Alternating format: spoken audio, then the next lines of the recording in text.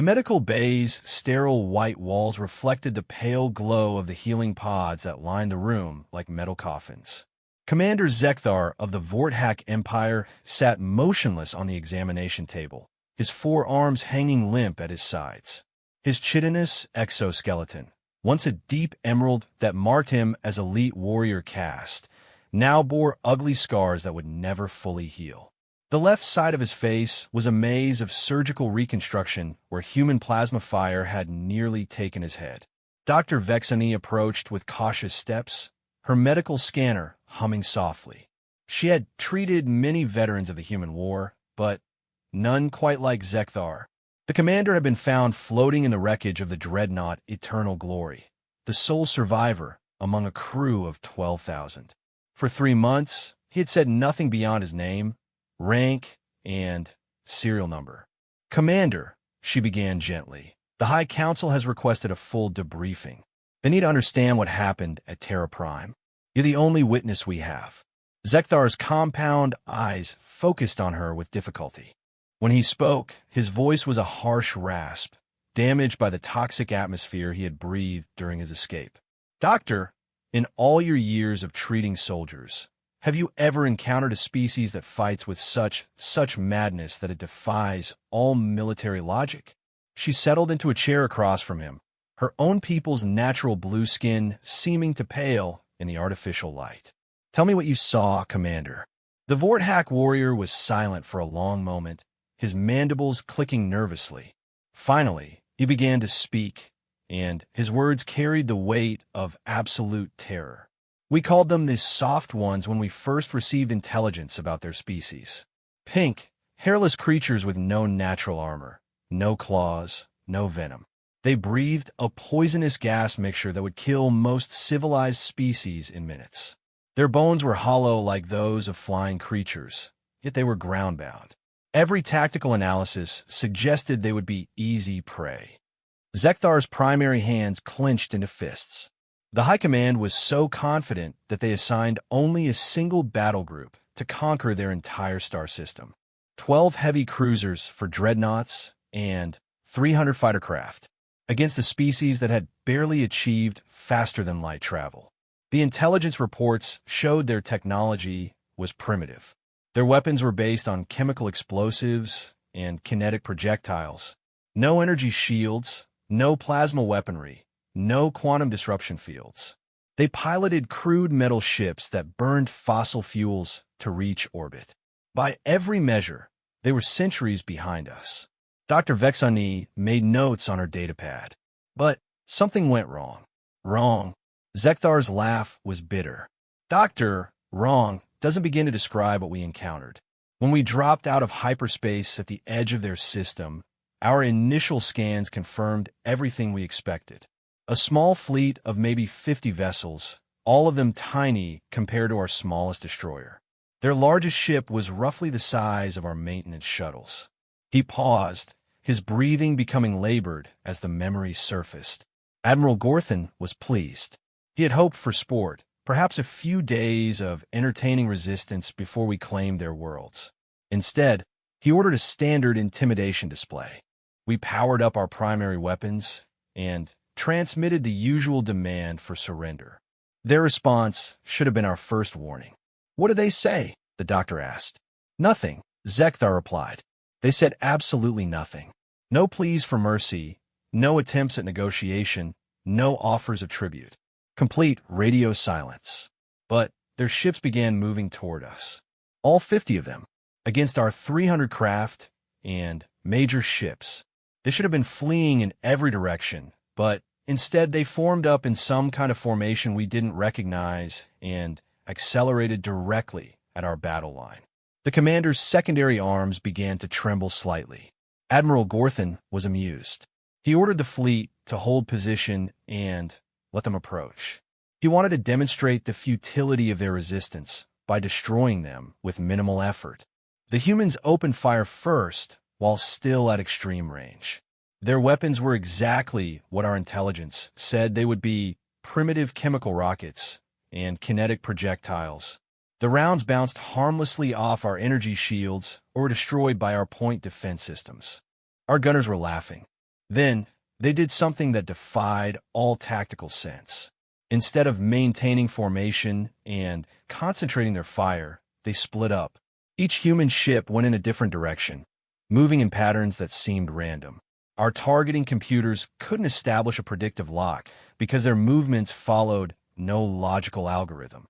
Zekthar stood up suddenly, beginning to pace around the small medical bay. His movements were jerky, uncoordinated, another sign of his trauma. Our fighters moved to intercept them, but that's when we learned the first horrible truth about humans. They don't value their own lives the way civilized beings do. When our pilots would lock onto a human ship, instead of taking evasive action or trying to surrender, the humans would turn directly toward our fighters and accelerate. Ramming attacks. Dr. Vexani asked. Suicide runs, he corrected, but not normal suicide runs. These creatures would detonate their ships' fuel supplies just before impact, turning their vessels into massive bombs. Our fighter pilots had never encountered anything like it. In civilized warfare, when defeat becomes inevitable, you surrender to fight another day. These humans seemed to prefer death to capture. Within the first hour, we had lost nearly a quarter of our fighter screen. Not to superior technology or tactics, but to an enemy that was willing to die to take us with them. The doctor made more notes. But surely your larger ships could handle them. Zekthar's compound eyes focused on something beyond the walls of the medical bay, seeing events from months ago with perfect clarity. That's what Admiral Gorthan thought. He ordered the heavy cruisers to move forward and finish the remaining human vessels. Each cruiser was 50 times larger than the biggest human ship. Their weapons should have been able to destroy the entire human fleet in minutes. But the humans had been studying us during that first engagement. They had observed our ship movements, our weapon ranges, our defensive patterns. And they adapted.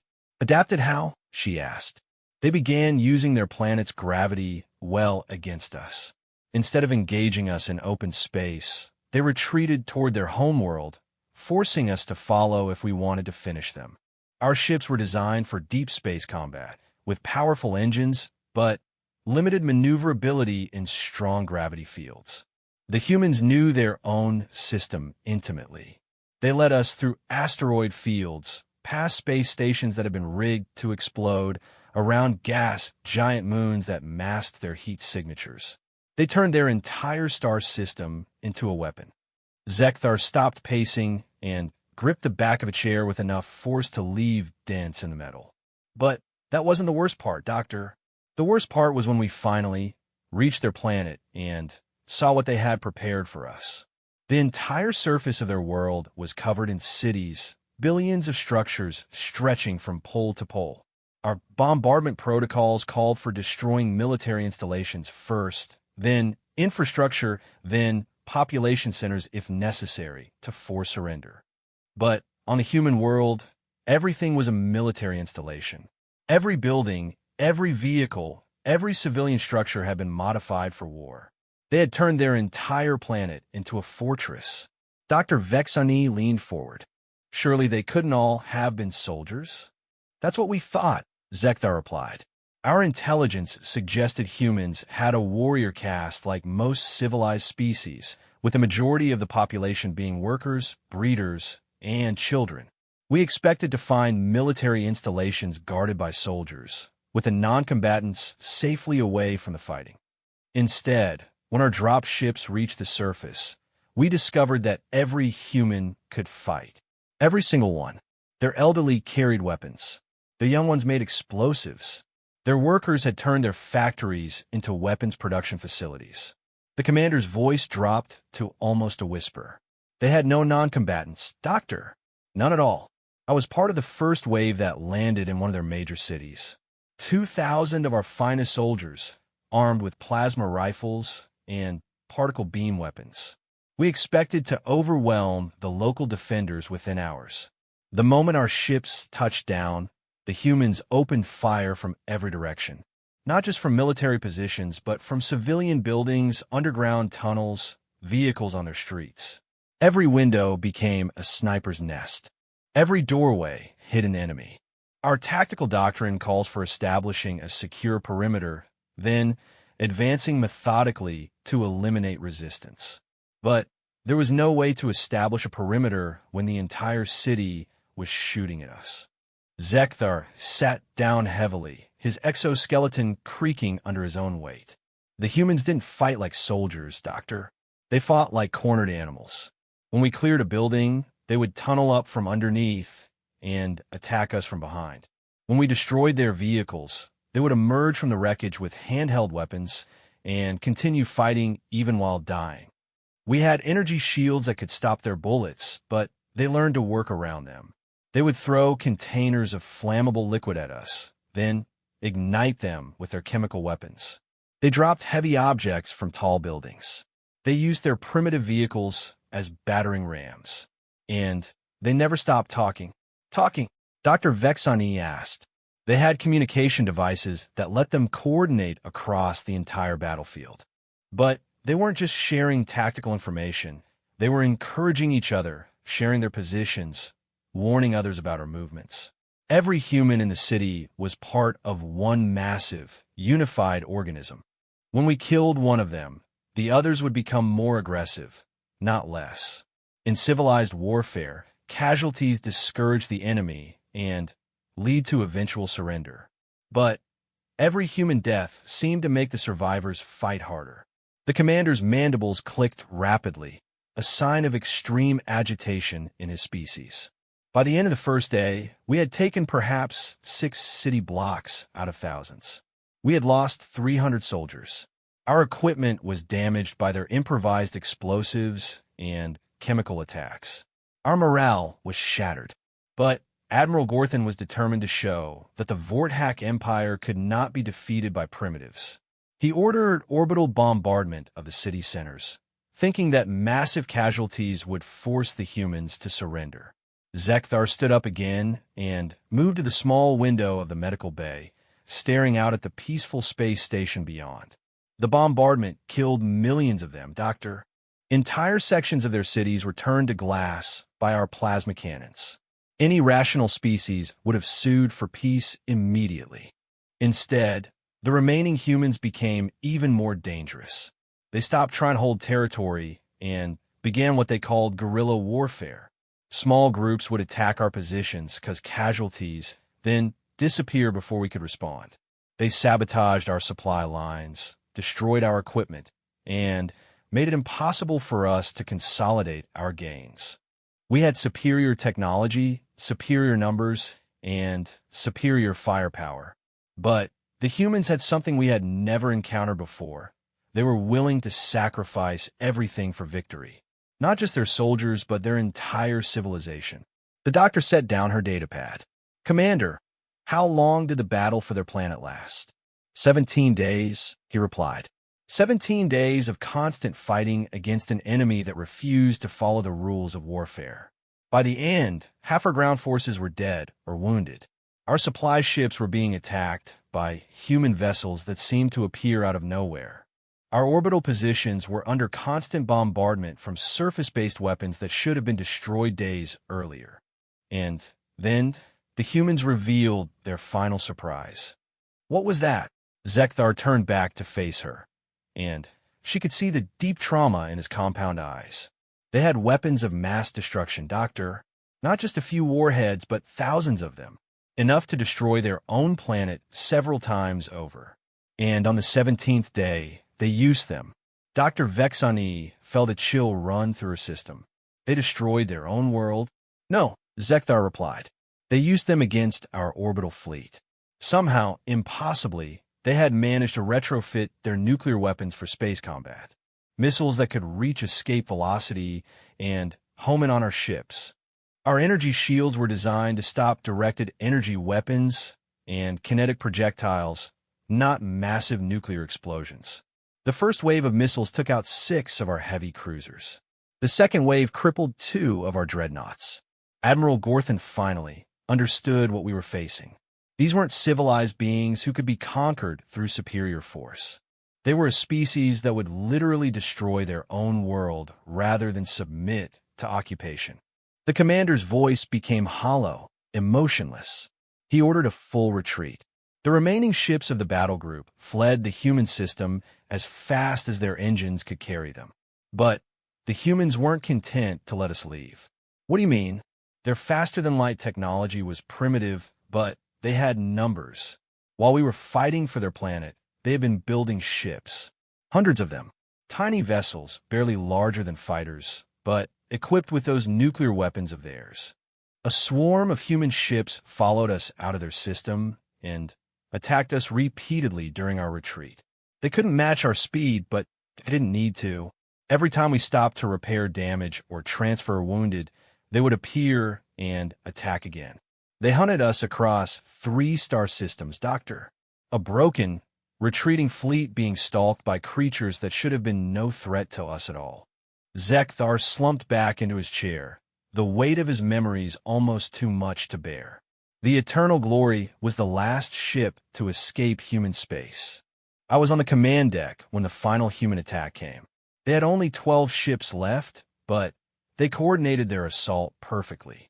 Nuclear explosions tore through our hull, killed most of my crew, and left me floating in the wreckage for days before a rescue ship found me. Dr. Vexani stared at him in shock. Commander, this report, the High Council will never believe it. You're describing a species that fights like no other we've encountered. That's because no other species has ever needed to fight the way humans do, Zekthar replied. We learned later, from intercepted transmissions, that their world has a history of constant warfare.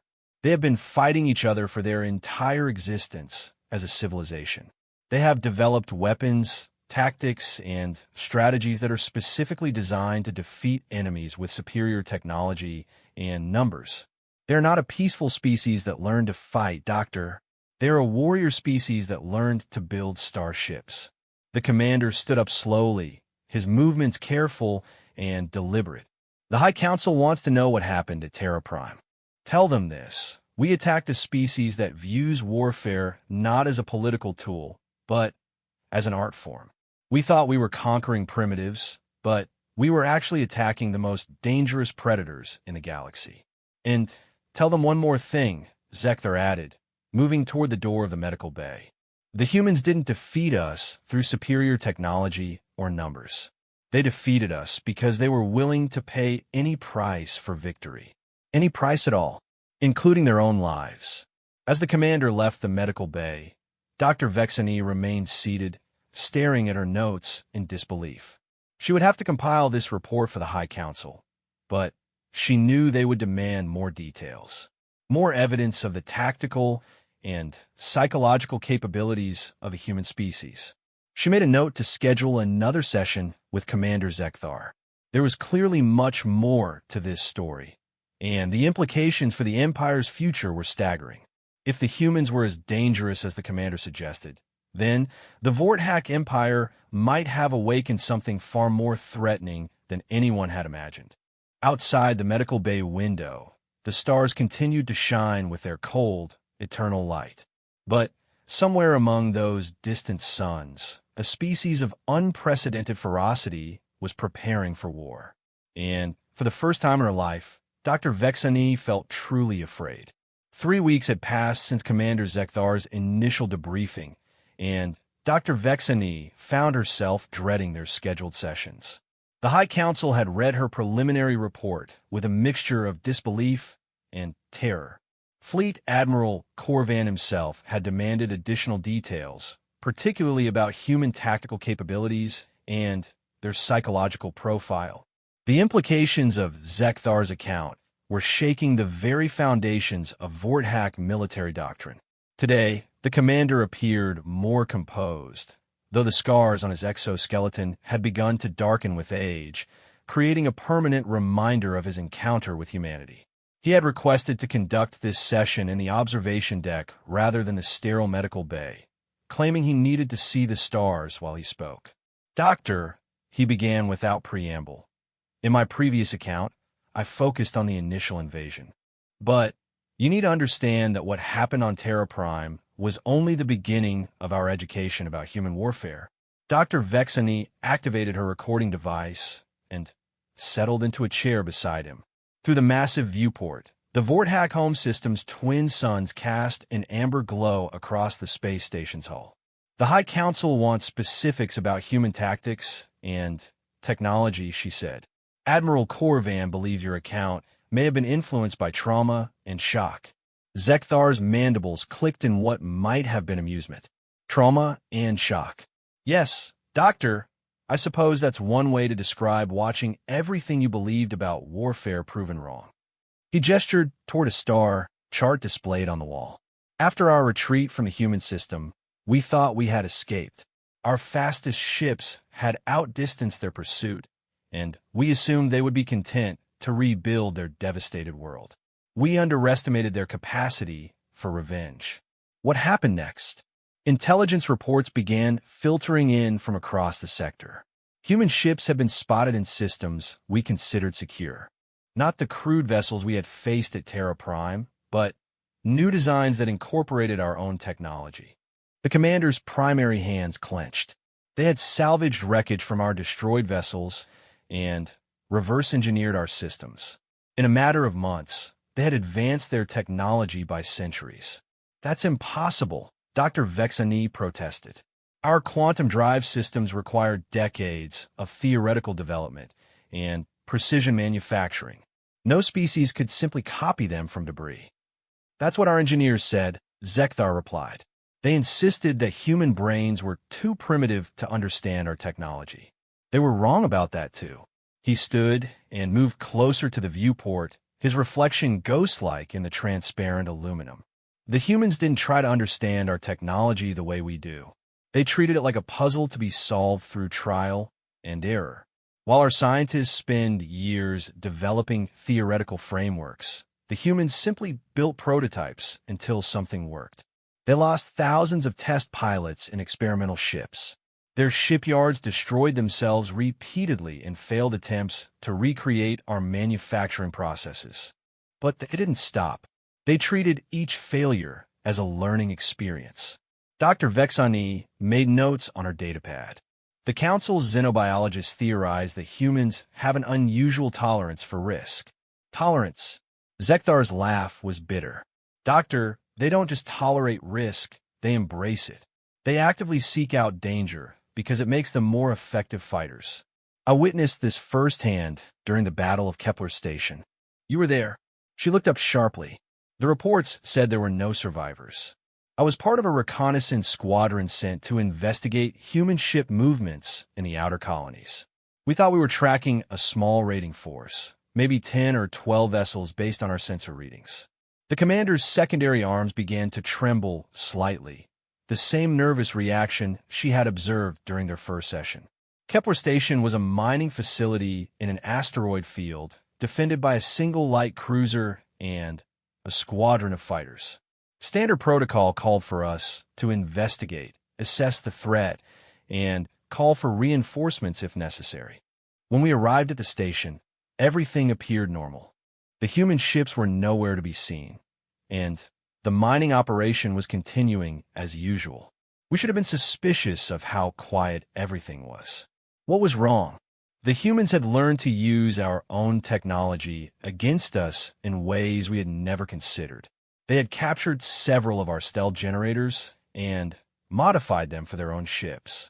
But instead of using them for reconnaissance like we do, they used them for ambush tactics. Zekthar turned away from the viewport, his compound eyes reflecting the amber starlight. Our sensors detected the mining ships and the station itself, but nothing else. We moved in close to investigate, following standard approach vectors. That's when the humans revealed themselves. 27 ships decloaked simultaneously, surrounding our squadron from all directions. But these weren't the crude vessels we had fought at Terra Prime. These were hybrids, human designs equipped with our weapons, our shields, our engines. The attack came without warning. No demands for surrender, no attempt at communication. The humans had learned that talking gives the enemy time to think, time to respond. They prefer to act first and overwhelm us with speed and violence. Dr. Vexani paused in her note-taking. How many ships were in your reconnaissance squadron? 8 heavy cruisers and 16 fighters, Zekthar replied. We should have been able to handle any human force 3 times that size. Our ships were larger, better armed, more heavily shielded. But the humans had studied our previous engagements. They knew exactly how our weapons performed, how our shields operated, how our crews would respond to different threats. They had turned our own tactical manuals against us. The commander began pacing again, his movements agitated. They didn't attack all our ships simultaneously. Instead, they concentrated their entire force on one cruiser at a time, overwhelming its defenses through sheer volume of fire. While we tried to coordinate a response, they would destroy one of our ships and move on to the next target. Our fighter squadrons attempted to intercept them, but the humans had learned about our pilots' psychological limitations. In civilized warfare, pilots are valuable assets who are expected to survive multiple engagements. We train our crews to be cautious, to retreat when faced with overwhelming odds. Human pilots have no such limitations. They would ram our fighters if they couldn't destroy them with weapons. They would detonate their own ship's power cores to take out multiple targets. They treated their lives as just another weapon to be expended when necessary. Dr. Vexani set down her datapad. Commander, you're describing tactics that border on insanity. No rational species fights that way. That's what I thought, Zekthar agreed. Until I realized the humans don't see it as insanity. They see it as necessity. What do you mean? During the battle, I monitored their communications frequencies. Our translation software was basic, but I could understand enough to realize something remarkable. The human pilots weren't screaming or panicking like our crews would in similar circumstances. They were calm, professional, even joking with each other while they died. They had accepted that death was the most likely outcome of any battle, so they focused entirely on inflicting maximum damage before they fell. It freed them from the fear that cripples rational soldiers. The commander stopped pacing and gripped the back of his chair. My flagship was the last ship to be destroyed. By that time, we had taken heavy damage and lost most of our fighter escort. The humans could have simply finished us off with long-range fire, but they did something that still haunts me. What? They boarded us. Dr. Vexani felt her system temperature drop. They conducted a boarding action with their primitive equipment. Their equipment wasn't primitive anymore, Zekthar corrected. They had our plasma cutters, our breach charges, our personal armor systems. But they used them in ways we had never considered. Instead of trying to capture the ship intact, they focused on killing the crew. They moved through our corridors like some kind of plague, cutting through blast doors, ignoring our defensive positions, seeking out every living being on the ship. Our Marines are trained for ship-to-ship combat, but they're also trained to follow the rules of civilized warfare. They expect enemies to take cover, to establish defensive positions, to retreat when overwhelmed. The humans did none of those things. They advanced continuously, even when taking heavy casualties. When one of their soldiers fell, another would immediately take their place. They seemed to have an unlimited supply of bodies to throw at us. The commander's voice became hollow, emotionless. I was on the command deck when they finally reached us. My bodyguards had formed a defensive perimeter around the bridge, and we had sealed all the access hatches. It should have taken them hours to cut through our defenses. Instead, they used our own ship against us. They had accessed the environmental controls and flooded the lower decks with toxic gas, forcing my crew to retreat to higher levels. They cut power to our weapons and shields. They turned our own life support systems into weapons. When they finally breached the command deck, there were only 3 of them left alive out of the boarding party that had started with 20. But those 3 were enough. Dr. Vexani leaned forward. What did they do to you? Nothing, Zekthar replied. That was the most terrifying part. They could have killed me easily, but instead they just looked at me. One of them spoke into a communication device in their language. Then they withdrew. Later, I realized what had happened. They weren't trying to capture our ship or take prisoners. They were conducting a field test of their new equipment and tactics. My crew and our laboratory subjects. They wanted to see how effectively they could fight Vorthack soldiers in close combat. They wanted to test their weapons against our armor. They wanted to understand our psychological responses to their unconventional tactics. The commander sat down heavily, his exoskeleton creaking. 20 minutes later, they detonated charges throughout the ship and evacuated to their own vessels. They left me in an escape pod with just enough life support to survive until rescue arrived. But they also left something else. What? A message, recorded in our language. Perfect pronunciation, flawless grammar. They had learned to speak our tongue fluently in the few months since our first encounter.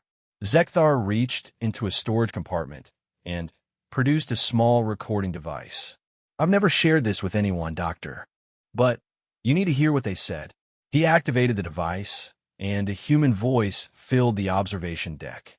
The words were spoken in flawless Vorthack, but there was something in the tone that made Dr. Vexani's skin crawl. Commander Zekthar of the Vorthack Empire. We know your name, your rank, your service record. We know about your family on the homeworld, your military decorations, your tactical preferences. We have studied you. This is not a threat. It is an explanation. You attacked our world because you believed we were weak. You were wrong. We are not weak. We are something far more dangerous. We are learning. Every battle teaches us more about your capabilities, your limitations, your fears. Every ship you send against us becomes a source of intelligence and technology. Every soldier you sacrifice becomes a lesson in how to kill your kind more efficiently. You have given us the greatest gift possible, a worthy enemy. We had grown complacent fighting each other. Now you have provided us with a new challenge, a new purpose. Tell your leaders this. We are coming. Not today, not tomorrow, but soon. We will bring the war to your worlds, your colonies, your fleets. We will show you what humans are truly capable of when we stop pretending to be civilized. We will show you what it means to fight a species that has spent its entire existence perfecting the art of warfare. The recording ended, leaving the observation deck in absolute silence. Dr. Vexani stared at the device in horror, her medical training struggling to process what she had just heard. Commander, she finally managed. When was this recorded? 6 months ago, Zekthar replied. 3 weeks before the first human ships appeared in our outer territories. They're already here? She felt panic rising in her system. They've been probing our defenses for months. Small ships, heavily stealthed, conducting reconnaissance of our military installations. Our intelligence services think they're random raids, but I know better. They're mapping our entire empire, Doctor. Learning our weaknesses, identifying our critical systems, studying our response patterns. They're preparing for a coordinated assault that will make our attack on Terra Prime look like a minor skirmish. Zekthar stood and moved back to the viewport, staring out at the peaceful star field. The High Council still believes this is a conventional war that can be won through superior firepower and numbers. They don't understand what we're really facing. Then what are we facing? Dr. Vexani asked. Evolution, the commander replied. We thought we were conquering a primitive species. Instead, we gave them everything they needed to become the most dangerous predators in the galaxy. Our technology, our tactics, our weaknesses, we handed it all to them on Terra Prime. And now they're coming back to return the favor. He turned to face her one final time. Doctor, I need you to understand something. The humans didn't just defeat us in battle. They studied us. They learned from us. They became better than us at our own game. And that's not the worst part. What could be worse than that? Zekthar's compound eyes reflected the starlight like dark mirrors. The worst part is that they enjoyed it. The emergency session had been called at the highest levels of the Vorthack Empire. Fleet Admiral Corvan himself sat across from Commander Zekthar in the secure briefing room deep within Imperial Command. Dr. Vexani occupied a corner chair, her recording equipment active despite the sensitive nature of the discussion. The Admiral's dark blue exoskeleton bore the scars of a dozen campaigns, but his compound eyes showed a fear that Zekthar had never seen before in a superior officer. Commander, the Admiral began, his voice tight with controlled panic. Your reports have caused considerable alarm among the High Council. 3 days ago, we lost contact with the Outer Rim Defense Fleet. 60 ships, including 2 dreadnoughts, gone without a trace. Zekthar remained motionless in his chair. The humans, sir? We believe so. Long-range sensors detected energy signatures consistent with nuclear detonations, but by the time our reconnaissance ships arrived, there was nothing left but debris. Debris in this. Admiral Corvan activated a holographic display that filled the center of the room. The image showed twisted metal fragments drifting in space, but there was something wrong with them. The pieces had been arranged in a specific pattern, forming symbols in the human writing system. Can you read it, Commander? Zekthar studied the arrangement for a moment, then nodded grimly. It says, "We remember Terra Prime. They're using the wreckage of our own ships to send us messages." "How is that possible?" the Admiral demanded. "Even if they defeated our fleet, they would need hours to arrange debris in such patterns. Our automated distress beacons should have brought reinforcements long before they could complete such a task." "Sir, you're still thinking about this like a conventional military engagement," Zekthar replied. "The humans don't follow our rules. They don't care about time constraints or proper protocols." Dr. Vexani looked up from her notes. "Commander, are you suggesting they stayed in the area after the battle just to create a psychological effect?" "I'm suggesting they planned the psychological effect before the battle even began," he corrected. "The humans understand that war is fought in the mind as much as in space. They want us to know that they're not just destroying our ships, they're making art out of the wreckage." Admiral Corvan's mandibles clicked nervously. "Commander, I need you to tell me everything about human psychological warfare capabilities. The High Council is considering a preemptive strike on their home system before they can launch a full invasion." Zekthar's damaged exoskeleton creaked as he shifted in his chair. "Sir, with respect, that would be the worst possible decision. The humans are counting on us to attack them again." "Explain." "The first attack on Terra Prime wasn't a defeat, Admiral. It was an education. They learned everything they needed to know about our capabilities, our tactics, our technology. A second attack would just give them more opportunities to study us." The commander stood and moved to the holographic display, manipulating the controls to show a star chart of human space. "Our intelligence estimates suggest they have maybe 200 ships now, all of them equipped with hybrid technology combining their innovations with our salvage systems. Against our main battle fleet of over 3,000 vessels, they should be hopelessly outnumbered. But numbers don't matter to humans the way they matter to us. They've learned to fight asymmetrically, using their weaknesses as strengths and turning our advantages against us." "Ow!" Admiral Corvan asked. "Let me tell you about the Battle of Proxima Station," Zekthar replied. "It happened 4 weeks ago, just before the Outer Rim fleet disappeared. I was part of a task force sent to investigate reports of human activity in one of our industrial systems." He manipulated the display to show a 3-dimensional representation of a space battle, with Vorthak ships shown in blue and human vessels in red. Proxima Station was a manufacturing facility that produced components for our quantum drives. It was defended by a full squadron, 12 heavy cruisers, 48 fighters, and defensive platforms that could destroy anything smaller than a dreadnought. The humans arrived with only 15 ships, but they weren't trying to capture the station. They were trying to turn it into a weapon. Dr. Vexani looked up sharply. "A weapon? How?" "The station's manufacturing systems used antimatter containment fields to power their quantum assembly matrices. Highly unstable, but normally safe because of multiple redundant safety systems. The humans had studied our industrial designs from captured data files. They knew exactly where the safety systems were located and how to disable them remotely." Zekthar highlighted specific points on the display. Instead of engaging our defensive fleet directly, they sent small ships to plant charges on the station's power grid. When our fighters moved to intercept them, the humans led them straight into the station's defensive perimeter. Our own defensive platforms couldn't fire on the human ships without risking damage to our own fighters. The humans used our reluctance to cause friendly fire incidents against us. Admiral Corvan studied the tactical display. What happened to the station? The humans detonated the charges they had planted, but not to destroy the facility. Instead, they disrupted the antimatter containment just enough to cause a cascade failure that spread through the entire manufacturing complex. The explosion vaporized the station, our defensive fleet, and half the human ships. But that wasn't the real purpose of the attack. Then what was?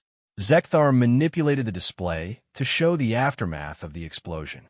Where Proxima Station had been, there was now an expanding cloud of radioactive debris moving at significant fractions of light speed. They turned our own station into a relativistic weapon, Admiral. The explosion launched millions of tons of radioactive material in all directions at near-light velocity. That debris cloud is now spreading through the entire star system, making it uninhabitable for the next 1,000 years. One human attack destroyed not just our military assets, but an entire star system. They eliminated a major industrial center and created a hazard that will threaten shipping lanes for centuries. Dr. Vexani set down her datapad. Commander, that level of destruction, it's beyond anything we've ever seen. They destroyed their own ships just to deny us a single manufacturing facility. That's the point, Doctor. Humans don't measure victory the same way we do. They don't care about preserving resources or minimizing casualties. They care about denying their enemies the ability to continue fighting. They're not trying to conquer our empire. They're trying to destroy it completely. Admiral Corvan's exoskeleton had begun to show stress fractures along the edges. Commander, if what you're telling me is accurate, then we're facing an existential threat. The High Council needs specific recommendations for defending our core worlds. Zekthar turned away from the display, his compound eyes reflecting the ambient light of the briefing room. Sir, I don't think our core worlds can be defended. Not in any conventional sense. What do you mean? The humans have spent the last 6 months conducting reconnaissance throughout our territory. They know the location of every military installation, every industrial facility, every population center in our empire. But more importantly, they understand our psychology now. They know how we think, how we make decisions, how we respond to threats. The commander activated a new section of the display, showing human ship movements over the past several months. Look at these patrol patterns, Admiral. The humans aren't just gathering intelligence, they're conditioning us. Every time one of their scouts is detected, our fleets respond in predictable ways. We send ships to investigate. They withdraw. We return to our patrol routes. They're training us like laboratory animals, teaching us to react exactly the way they want us to react. When their main attack comes, they'll know exactly where our fleets will be, how long it will take them to respond to threats, and what tactics we'll use to defend ourselves. Admiral Corvan stood up abruptly, his chair scraping against the metal floor. Then, what do you suggest, Commander? That we surrender without a fight? No, sir. But I suggest we stop fighting the war they want us to fight and start fighting the war we need to fight. Explain. Zekthar moved to a different section of the display, highlighting the Vorthak home system and surrounding territories. The humans have one critical weakness. They're operating far from their home base. Their ships may be advanced now, but they still need supplies, maintenance, and reinforcement. Instead of waiting for them to attack our core worlds, we should be attacking their supply lines. Force them to fight a defensive war instead of an offensive one. But their home system is heavily fortified, Dr. Vexani pointed out. After Terra Prime, they'll be expecting another attack. That's why we don't attack Terra Prime, Zekthar replied. We attack everything else. He manipulated the display to show human-occupied star systems. Intelligence reports indicate the humans have established forward bases in at least 6 systems. Mining operations, shipyards, supply depots. They're building an infrastructure to support a long-term campaign. If we can destroy that infrastructure, we force them back to their home system. Make them fight with what they have instead of what they can build. Admiral Corvan studied the proposed targets. Commander, this would require deploying our entire fleet in simultaneous attacks across multiple systems. If we fail, we'll have no reserves left to defend the homeworld. If we don't try, we'll lose the homeworld anyway, Zekthar replied. The humans aren't interested in occupation or tribute. They want complete victory. I've listened to their communications, sir. I've studied their tactical manuals. They don't have concepts for limited war or negotiated settlement. In their language, there are only two possible outcomes to any conflict: victory or defeat. And they will never accept defeat. The briefing room fell silent as the implications of Zekthar's words sank in. Dr. Vexani continued taking notes, but her movements had become mechanical, automatic. Admiral Corvan stared at the tactical display as if he could find some solution in the swirling patterns of stars and ship movements. Finally, the Admiral spoke. Commander, there's something else. Something the High Council hasn't shared with our field commanders. What is it, sir? We've detected human ships in other sectors, not just in our territory, but in neutral space. They've made contact with several other species. Zekthar felt his system temperature drop. Contact? What kind of contact? Trade delegations, cultural exchanges, technology sharing agreements. The Admiral's voice was hollow. They're forming alliances. The hegemony of Six has agreed to provide the humans with industrial facilities in exchange for access to their weapons technology. The Crystal Collective is sharing their quantum communication systems with human engineers. The humans are building a coalition against us. Dr. Vexani looked up from her notes. Admiral, how is that possible? Most of those species barely tolerate each other. What could the humans offer that would make them cooperate? A common enemy. Zekthar answered before the Admiral could respond. They're offering other species the chance to destroy the Vorthak Empire. Our military doctrine has been based on technological and numerical superiority for centuries. We've conquered or intimidated every species we've encountered because we could always bring more ships and better weapons to any conflict. But the humans have shown that superior technology can be stolen, adapted, and improved. They've proven that numerical superiority means nothing if you're willing to sacrifice everything for victory. Now, they're teaching those lessons to our other enemies. Admiral Corvan activated a secure communication channel. High Command, this is Admiral Corvan. I need an immediate audience with the High Council. Priority Alpha authorization.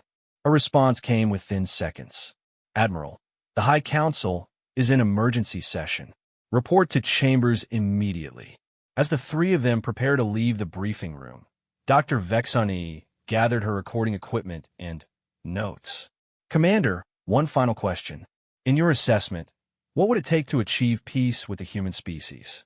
Zekthar paused at the doorway, his damaged exoskeleton reflecting the ambient lighting. Doctor, peace with humans isn't achieved through negotiation or compromise. It's achieved through one side being completely unable to continue fighting. They will keep coming until either they're destroyed or we are. There is no middle ground. In that case, Admiral Corvan said grimly, we'd better make sure we're the ones left standing.